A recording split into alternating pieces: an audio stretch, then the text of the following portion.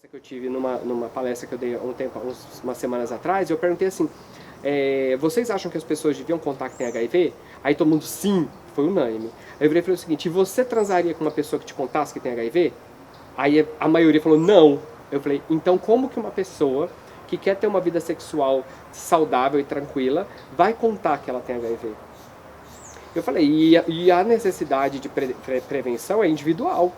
Se você está transando com uma ou com 15 pessoas, cada pessoa tem a sua parcela de responsabilidade. Então não faz sentido tratar a pessoa com HIV como alguém que tem a necessidade e obrigação de cuidar da saúde dos outros. Eu nasci numa cidade do interior de Goiás, chamada Anicuns, e com 10 anos eu me mudei de lá e fui para a capital, Goiânia. Vivi em Goiânia até os meus 20 anos. Foi quando eu iniciei um relacionamento e fui para Petrópolis. Fiquei 10 anos em Petrópolis. No meio do tempo, quando eu tinha 26 anos, eu descobri o HIV num exame de rotina. Fui fazer exame, porque eu tinha acabado de fazer plano de saúde, falei, vou aproveitar e vou fazer os exames. E aí, entre eles tinha o de HIV, eu achei na hora que era totalmente desnecessário. Falei, não, já estou casado há 6 anos, está super de boa, a gente só tem um relacionamento monogâmico. Aí o médico falou, mas por quê? Eu posso pedir pra você? Você não pode controlar o seu exame pelo exame do seu companheiro. Eu falei, não, então tudo bem. Ele pediu e aí foi. Só que na época que eu fiz, isso em 2008, não era igual hoje, que você vai lá, faz um exame, em 1 hora você sabe o resultado. Então eu fiz, 15 dias depois eles me ligaram, falaram, João, você precisa refazer o exame. Voltei, fiz, coleta de novo. 15 dias depois eles me ligaram e aí pediram pra eu ir buscar o resultado. E aí o resultado foi reagente, fiquei desesperado, muito assustado. Acho que a primeira coisa que o medo que me deu foi de eu ter infectado ele, porque ele tinha feito exame recentemente, 1 ano antes, e tinha dado negativo.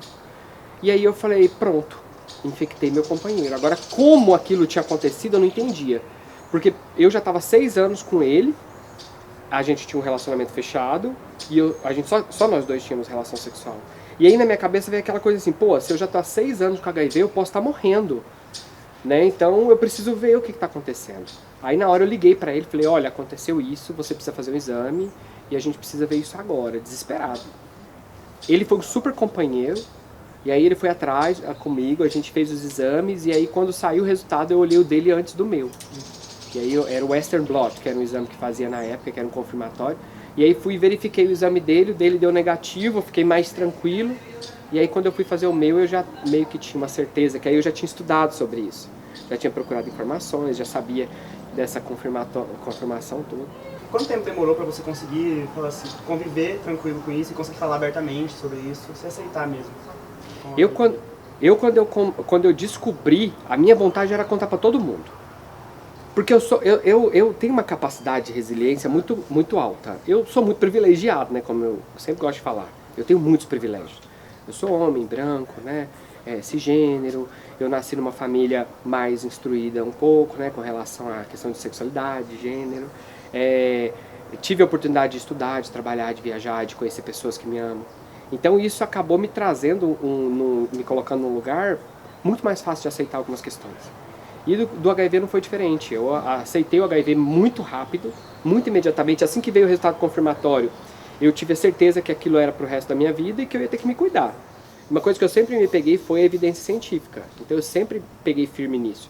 Então eu ia estudando, acompanhando tudo que estava saindo. E aí há muitos anos atrás começou a surgir essa ideia do indetectável não transmitir o HIV. E era uma coisa que inclusive estava no movimento social. O movimento social já falava disso, muito antes do governo admitir. Então isso já estava há muito tempo nas falas, em campanhas, em pesquisas. E a primeira pesquisa que falava que a pessoa atingia a carga viral indetectável dificultava a transmissão já trouxe uma ideia de intransmissibilidade. E aí só em 2015 mesmo que foi quando veio, então, de fato, o estudo partner falando de indetectável igual intransmissível. E aí eu me agarrei com unhas e dentes, assim, porque pra mim foi uma mudança muito radical na minha vida, muito. Ela mudou muito o meu jeito de encarar o meu relacionamento, o jeito de encarar eu como indivíduo. Um dos maiores medos quando a gente se descobre com HIV é de transmitir o HIV. E quando eu descubro que eu não transmito mais, se eu tomar o meu medicamento, se eu ter o hábito de vida saudável, porque também é bom a gente lembrar que a adesão ao tratamento de HIV não é adesão ao medicamento, tomar o medicamento. a adesão ao tratamento, o tratamento é muito mais amplo. Né? Ele vem trazer uma ideia muito mais ampla de qualidade de vida, de aceitação, de saúde mental. Né? Eu tenho que me aceitar como eu sou e eu tenho que entender tudo que eu tenho de bom para poder mostrar para os outros. A saúde sexual e reprodutiva, como eu me relaciono com os meus parceiros, também faz parte do tratamento. Né? Isso tudo é um círculo virtuoso, que à medida que eu vou aprendendo, eu vou melhorando a minha qualidade de vida no geral e assim ajudando o meu tratamento. Uma coisa que eu sempre pego com relação à cura do HIV é que eu digo que a gente já está tendo uma cura social. O problema do HIV hoje não é um problema clínico de tratar, não é uma doença difícil mais de tratar. Hoje a gente atingiu medicamentos bons, eficazes, que tem uma ação muito rápida e com poucos efeitos colaterais, e a gente tem um acesso, é claro que deficiente, mas a gente tem um esforço para que o acesso seja adequado. Só que a gente ainda tem uma questão de preconceito, que impede que a pessoa faça o teste, que impede que a pessoa tome o medicamento porque ela vai buscar na unidade de saúde, ela tem medo de ser vista, ou porque ela tem medo de guardar o medicamento em casa, alguém achar o frasquinho e descobrir que é para HIV. Então, assim, hoje, na minha opinião, a luta tem que ser muito mais contra o estigma do HIV do que contra o vírus em si. Deixa os cientistas lá pesquisarem, nós que não somos cientistas, vamos trabalhar a questão de combate ao preconceito. É isso que eu acho. E o que você diria caso uma pessoa acabou de receber o diagnóstico positivo? Uma palavra de conforto? O que eu posso dizer é que eu sinto muito que esse resultado tenha dado reagente, porém, a gente está junto nessa luta para fazer com que as coisas deem certo. E existe muita gente trabalhando junto para fazer as coisas darem certo, né? Mas tudo isso vai depender da própria pessoa, principalmente, né? Dessa pessoa entender que o diagnóstico é definitivo e que ela tem que aceitar aquele problema de saúde dela. Da partir de ela entender, compreender, ela precisa entender e procurar informações sobre o que fazer. É iniciar o tratamento? Então vamos iniciar o tratamento. Eu preciso saber de efeitos colaterais. Vamos procurar informação sobre os efeitos colaterais. Né? Desmitificar também muita coisa que seguiu o HIV. Efeitos colaterais horrorosos de HIV. Não é assim mais de medicamento. Sabe? Hoje em dia já é muito mais tranquilo.